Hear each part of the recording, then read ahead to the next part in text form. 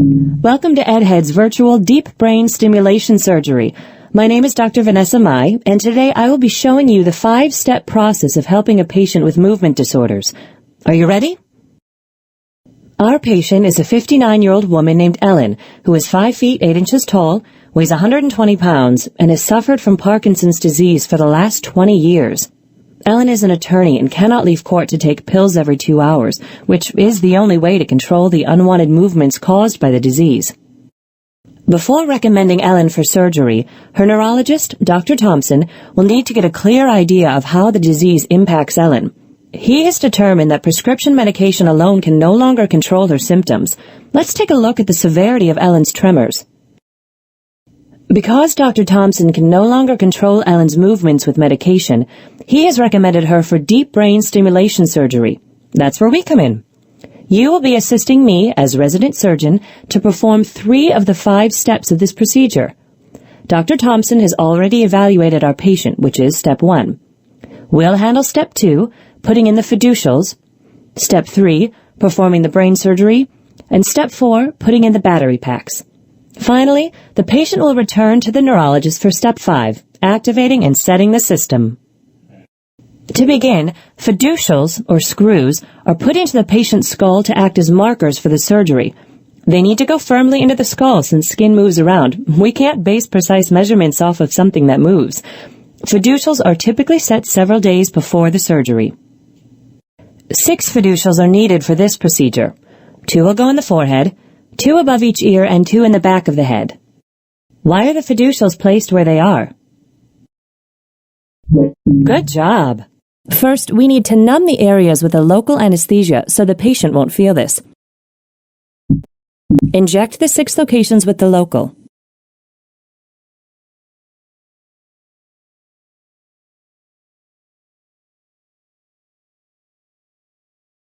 Pick up the scalpel and make a small incision where the fiducial will go.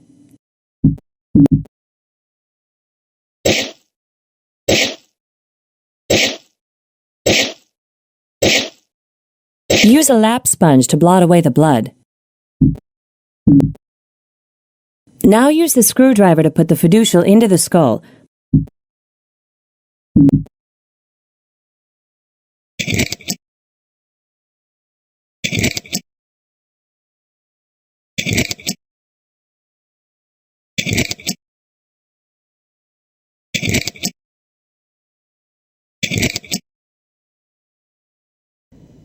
Now the patient will be sedated and undergo both a CT and MRI scan.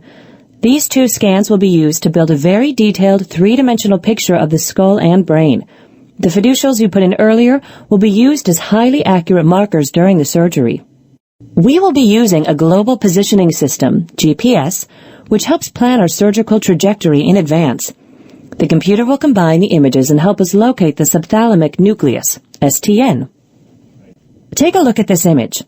We are targeting the subthalamic nucleus on both sides of the brain. Let's plan the trajectory for the first side. Select the color of the trajectory that you think would avoid the possibility of brain damage. You will hit the target. Great job! This is a good trajectory to the target. It doesn't go through any sections of the brain that would be permanently damaged by the probe. Now we have mapped our trajectory to the target. It will be saved in the computer for the day of surgery. Ellen has undergone all the pre-op testing of her general health and ability to tolerate surgery. She has been approved for the surgery.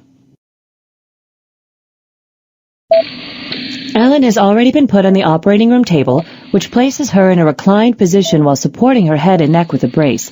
She will be in a monitored anesthetic condition, which means she will be sleepy, relaxed, and maybe even a bit goofy, but she can be brought back quickly to a state of relative normalcy. I smell daffodils. A general anesthetic takes several hours to wear off, so we don't want to use that. We'll start by shaving her hair.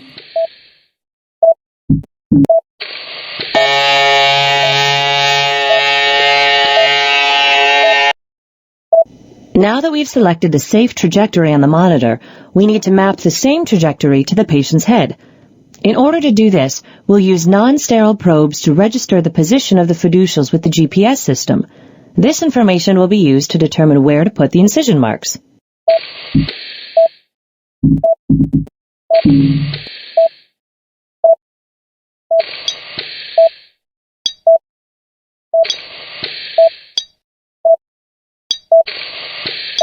The error is less than 1 millimeter, so we are in good shape.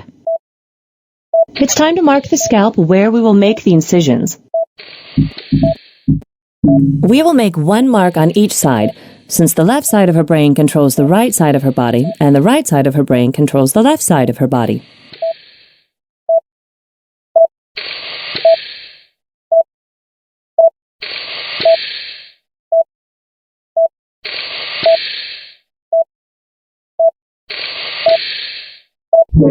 Great! Now we need to finish prepping the patient. The scalp has many sweat glands and grows a lot of bacteria, so scrubbing with betadine solution is important and has to be repeated several times. You do the first scrubbing with betadine. Make sure you get the whole scalp, and then I'll dry it with a sterile towel. I'll repeat these steps 2 more times. We need to inject a local anesthetic to make sure that the patient stays comfortable during surgery. Remember, she is awake for parts of this surgery and sedated for other parts. She is never under general anesthetic. Inject local anesthetic around the head and where the incision will be.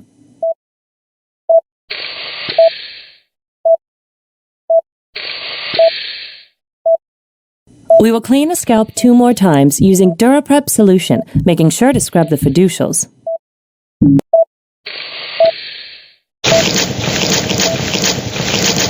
Now we will begin to establish the sterile field.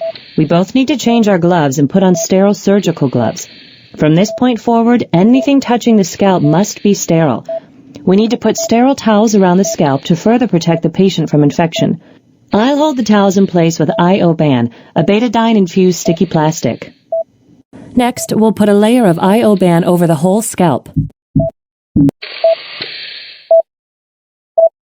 Another large plastic drape is put over the scalp and shoulders. At this point, we do a final check of the identity of the patient, the procedure to be performed, and any information that needs to be transmitted to the team as a whole. Now we are ready to begin the surgery.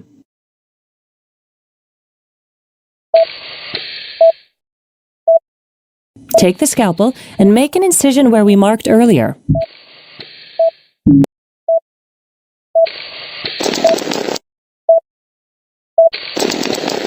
Wow, your hands are as steady as a giant oak. Now use the Bovie, a cauterizing device, to stop the bleeding around the incisions.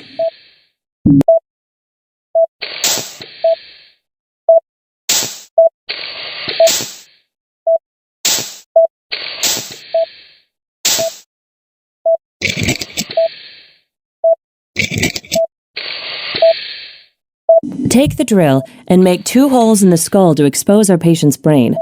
I'll use saline to wash the area while you're drilling.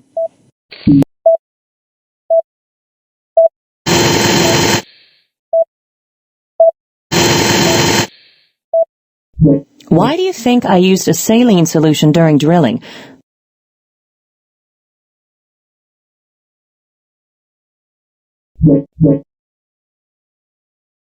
Nice work. We will use a tower system to guide the placement of the recording electrode and, ultimately, the stimulation probe inside the brain. This tower system is called the frameless stereotaxis system. We will start by attaching the base of each tower to a drill hole. Try it, you'll like it. I'll put the other base in place, and then use 3 screws to make sure the base stays securely attached. Now, we want to make the final measurement of the fiducials and tower in relation to the computer scan. The error that the computer shows for all measurements has to be less than 1 millimeter for us to proceed. This makes absolutely certain that we are in the right place and will hit the right target when we insert the probes. Now let's adjust the tower base into a position that will allow us to follow our pre-planned route to the STN. To accomplish this, you will need to take the sterile GPS probe that is not connected to the tower base and line it up to the dot in the middle of the green circle on the monitor. This gives us the precise angle and distance to the target. We'll set a number on the tower to 10 millimeters less than the number indicated on the computer screen to make sure the probe is inserted the correct distance, and so we don't overshoot the target. Why are we going to so much effort to measure and remeasure the location of the fiducials in the base of the tower?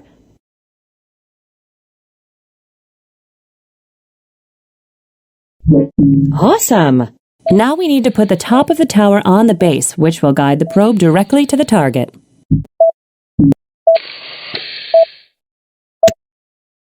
The target for stimulation is the left subthalamic nucleus, which is part of the basal ganglia.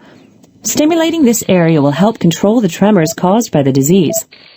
Believe it or not, in addition to the GPS, we actually use sound to determine where the probe is in the brain. So you can become familiar. Here are the sounds various parts of the brain make through electrical activity.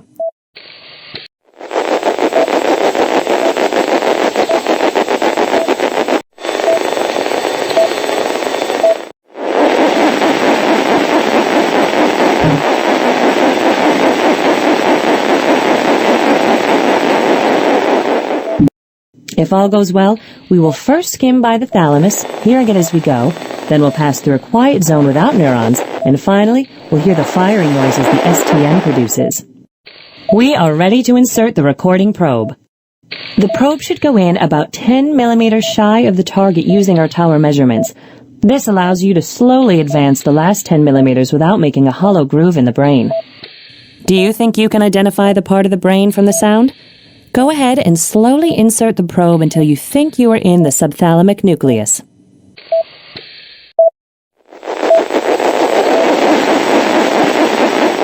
When you are in what you think is the right place, you will then remove the recording probe and insert the stimulation probe. I think you hit the right spot. However, we need to test and make sure. There is a section of the brain very near the STN that is a sensory center. That means if we accidentally stimulate the sensory center instead of the STN, the patient will feel a tingling sensation in her hands and face or legs, and that's not good. A nurse will test the patient for hand-eye coordination, ability to perform fine motor functions, and also ability to move quickly and with control. Parkinson's patients not only have trouble moving the way they want, but also their muscles are often rigid, preventing them from moving freely, so we'll test for that too. Our patient is also asked to draw a straight line and to write her name. This is compared to what was drawn and written before surgery started. Ellen, I need you to open your eyes for me. Great! Can you follow my finger with your eyes? Good! Touch the end of my finger with your right hand. Excellent! Now hold both hands out straight for me. Great! There's no tremor now in your right hand. Now please tell me if you feel anything like a tingling sensation in your face or your right hand. Only a little bit. Okay, we just want to make sure that we aren't overstimulating the brain. Now I would like you to touch the first finger and thumb of your right hand together as fast as you can. Great! Now open and close your whole hand as fast as you can. You're doing very well. Touch the end of your nose. Now take this cup and pretend to drink from it. So thirsty. Now let's see if we can work with some numbers. Please count backwards from 100 in units of 7. I couldn't do this before the surgery. Are you expecting me to now? Just give it a try, Ellen. 100. 93. 86. 78. No, 79. Excellent. Tell me, do you still feel the tingling in your face and hand? No, it's gone away now. Okay, one final test, Ellen. I'd like you to draw a straight line on the top half of this paper and write your signature in cursive on the bottom, just like you did before surgery.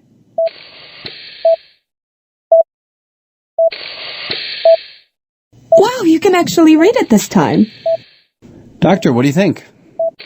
Ellen, we have the benefits we want here without the side effects, so we're going to sedate you a bit and then start working on the other side.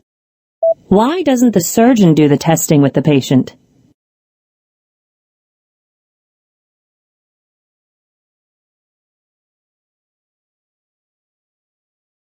Good job.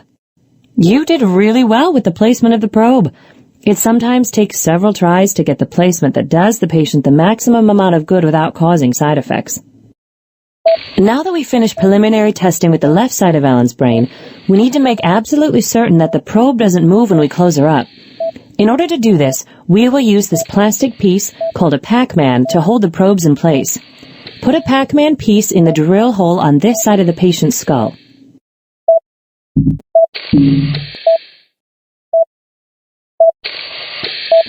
Now we will repeat the steps we just completed for the right side of her brain, which controls the left side of her body. While you were watching the testing of the patient, I went ahead and measured the fiducials and tower base with the GPS, and I set the tower to the correct measurement. I've also inserted and removed the probe. Ellen, I need you to open your eyes for me again. Can you follow my finger with your eyes? Good. Touch the end of my finger with your left hand. Excellent. Hold both hands out straight for me. Great. There's no tremor now in your left hand. Now please tell me if you feel anything like a tingling sensation in your face or your left hand. Oh yes, it tingles a lot in my hand and also in my mouth. Okay, we're going to wait a second to see if that goes away. While we're waiting, I would like you to touch the first finger and thumb of your left hand together as fast as you can. Great. Now open and close your whole hand as fast as you can. You're doing very well. Touch the end of your nose again. Now take this cup and pretend to drink from it. That tingling, it's not going away. It may be getting worse. Can you make it stop? Doctor, the patient reports the tingling is still strong. We'll need to move the probe slightly forward by about 1 millimeter to reduce the tingling. It's very faint right now. Oh, it just went away. Fantastic. We want to test again to see if the probe is working to stop your tremors.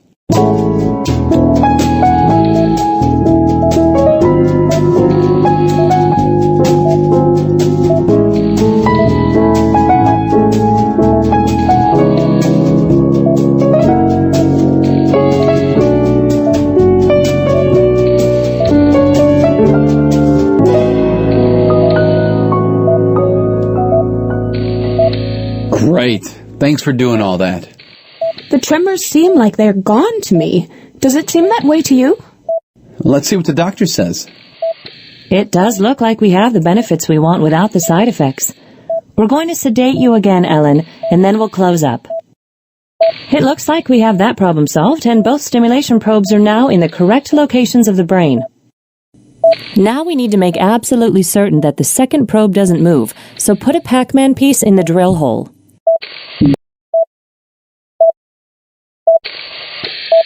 Excellent. We can safely remove the towers and bases on both sides.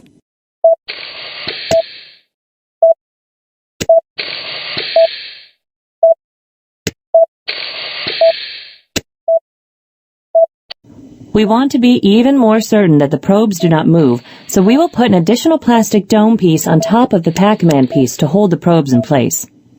Finally, a connector is put in place for the next stage of the procedure. The connector on each side is put under the skin of the scalp where it will be retrieved and connected to the battery for the next part of the procedure. Now we can begin closing. Take your suture and close each of the incision areas in Ellen's head.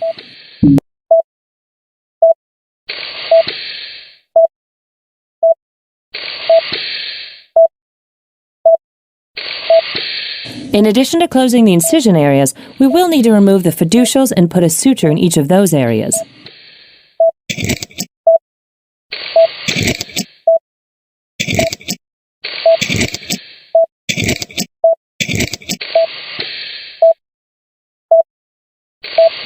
Great job! You may have a promising future as a neurosurgeon.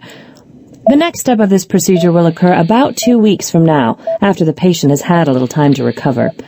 The patient will typically stay overnight in the hospital for observation and then go home the following day. I'm glad you were able to come back for this stage of Ellen's procedure. She's doing great after the surgery. The probes we inserted usually don't do anything by themselves, except for possibly a short-term reduction in tremors as they changed the brain function when put into place. In order to function properly, they need to be connected to pulse generators, or, as we often call them, batteries. The batteries will be placed under the clavicle, or collarbone. Leads will be attached that run under the skin up to the connectors we left under the scalp in the last part of the procedure. The OR staff has been working to drape and prep the patient, and I see they are almost finished. The patient will be put under general anesthesia for this procedure. I'll scrub the scalp and the incision areas under the clavicles. I'll also take out the sutures we put in 2 weeks ago, as well as mark the incision sites. You'll need to make new incisions near the old ones to access the connectors on the ends of the stimulation probes. Use the scalpel to cut open the new incision sites.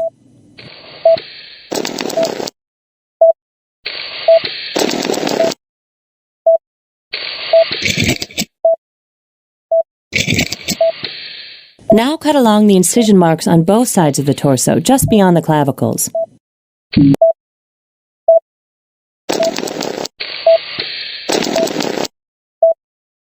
Great. Now I'll put the sterile batteries into the incisions near the clavicles. Now we are ready to put the leads in. This next step looks pretty brutal, but really isn't painful for the patient. Ready? Now push the long tunneler down so that it's running under the scalp and behind the ear. Keep pushing until the instrument goes down to the incision near the clavicle.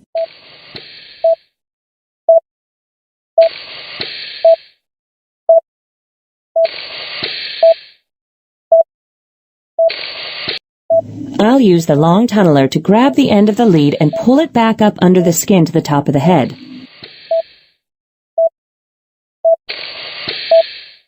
You connect that end of the lead line to the probe connector, and I'll connect the other end to the battery.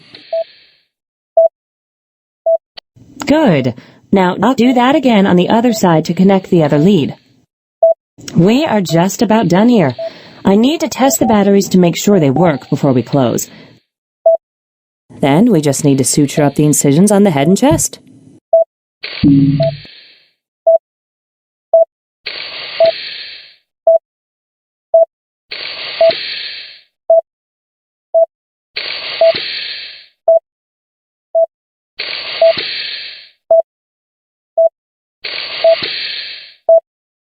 The patient will go back into recovery today and then go home tomorrow.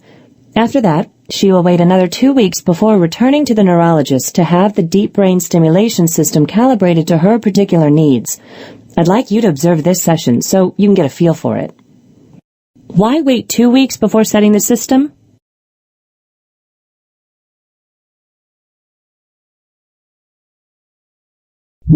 I haven't seen perfection like that since 1986. Ellen, we need to set the 2 stimulation probes in your brain to control your tremors.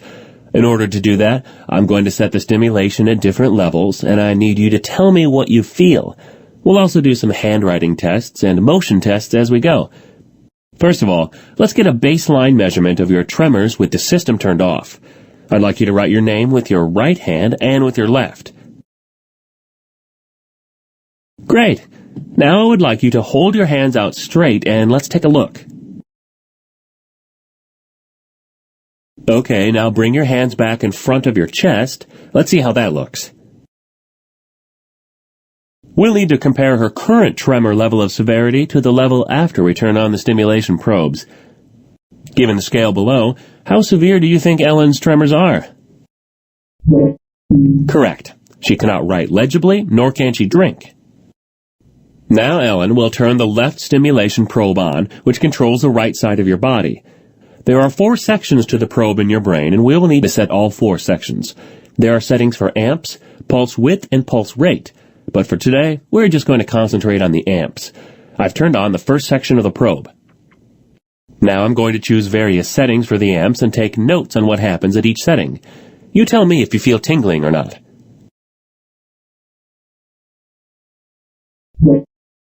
I don't feel anything.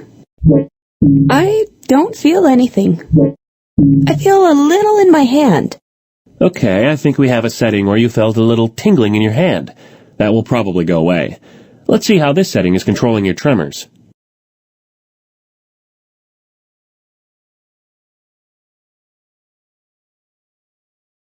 All right, that's our first section of the probe. 3 more to go. I'll turn on the second section of the probe. The nurse practitioner is working to set the third and fourth sections of the probe. We have come up with the following readings. Second section, 3 volts. Third section, 3.2 volts. Fourth section, 3.4 volts. You're doing really well, Ellen. We are almost done with the left side.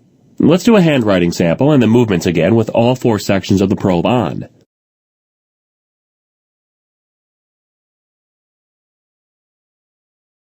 Okay, now hold your hands out. Good. Now bring them back in again. Good. I think that takes care of most of your tremors on the right side. The nurse practitioner is going to set the battery and probe for your left side, and then we'll take some more handwriting samples. The traditional method of dealing with movement disorders was to burn or ablate a small section of the brain. Surgeons discovered that stimulating controlled the movement disorders even better than burning the cells, so this entire procedure was developed around that research. However, no one really knows why this works or how it controls the movements. Maybe you can discover an answer to this question as you pursue your future career. Thanks for helping out with Ellen's deep brain stimulation surgery. She will have a much higher quality of life now.